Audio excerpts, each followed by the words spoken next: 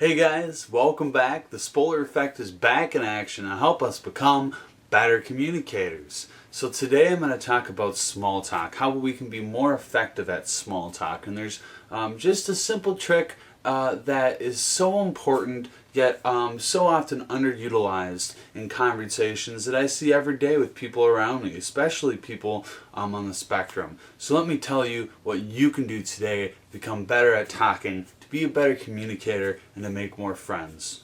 So back at my time at BSU, I went to a few parties, although I had trouble whenever I went to parties, and I'll tell you why. So I remember going to one of these parties with a few friends of mine, a few good friends of mine. We drove there and we were about a block away, and we heard the music from that far away, and so we knew that this party was a big one. It was something special, and we got there and people were having a great time. We could see it on their faces. The music was just blaring.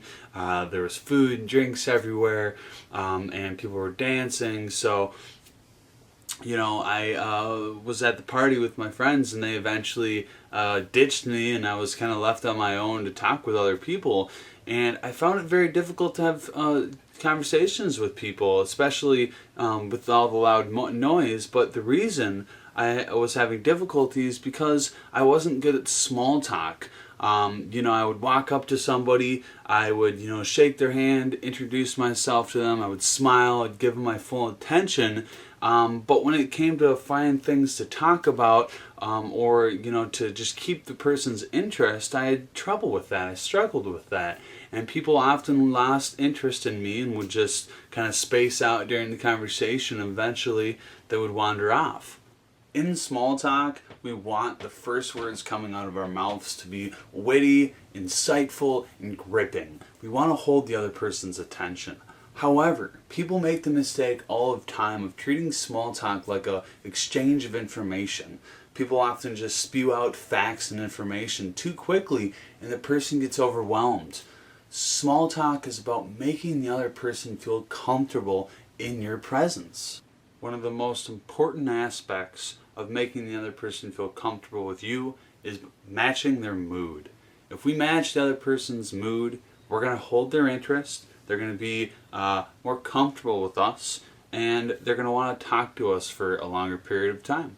So I make this mistake all the time of not making a mood match, not matching the other person's mood. I go into a conversation talking either too intensely or too softly.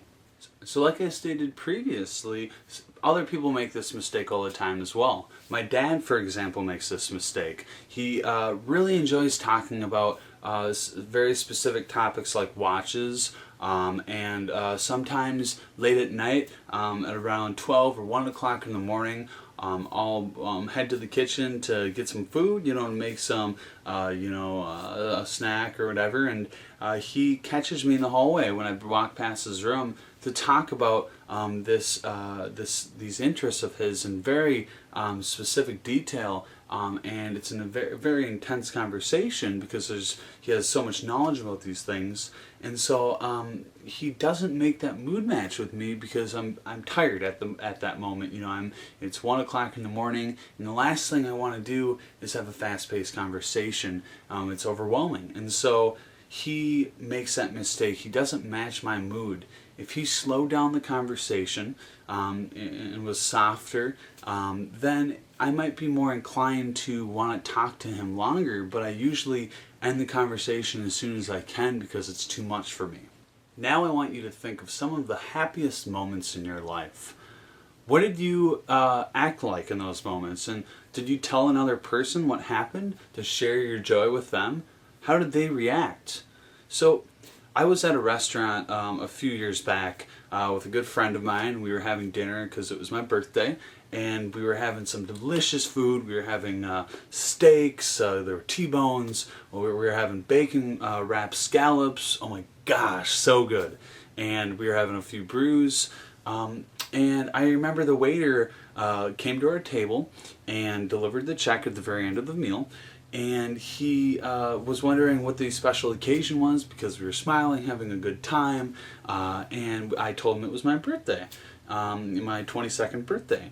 And so he softly said happy birthday, gave a half smile, and then quickly walked away. So do you think that if he would have made a mood match with me, if he would have matched my intensity because it was my birthday, I was excited, I was enthusiastic, if he would have matched that enthusiasm with me, I would have felt better about his service, and I probably would have tipped him more. I didn't give him a very good tip because he didn't make that mood match and I didn't feel that connection with him. Another example.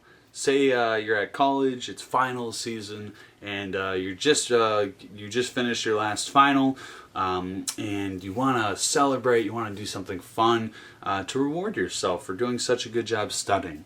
And you go over to your friend's dorm room, and but however, they are still studying for their tests when you get there, and you start getting very excited about being finished, instead of taking on their perspective and thinking about how they're feeling. They're probably pretty stressed because they still have a test to study for, and you caught them right in the middle of studying.